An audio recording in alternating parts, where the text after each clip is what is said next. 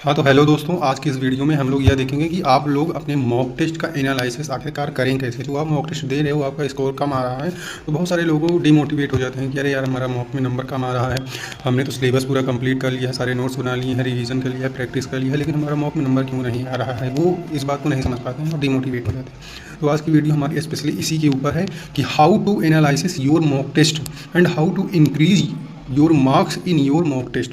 Then we will start our this video.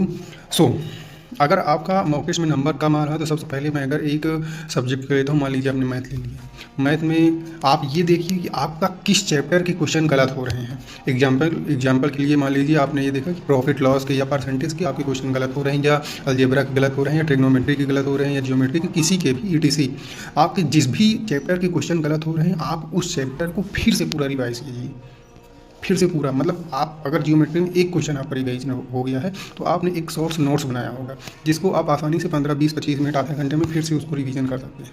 तो आपको वहाँ पर जाइए और वो चैप्टर पूरा फिर से रिवाइज करना है, क्योंकि हो सकता है आज इस कॉन्सेप्ट से क्वेश्चन पूछा तो आपसे नहीं बना, हो सकता है कल फिर से उसी चैप्टर से क्वेश्चन पूछे लेकिन दूसरे कॉन्सेप्ट से पूछे।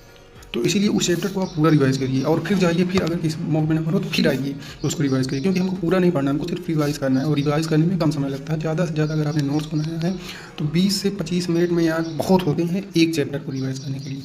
तो आप लोग ऐसे कीजिए और फिर जाकर मॉक दे दीजिए, और फिर नंबर गलत हो तो फिर आकर उस चैप्टर को किसी भी, चाहे वो इंग्लिश में हो, रीजनिंग में हो, जीके जीएस में, मैथ में हो, फिर से आकर के उसको रिवाइज कीजिए।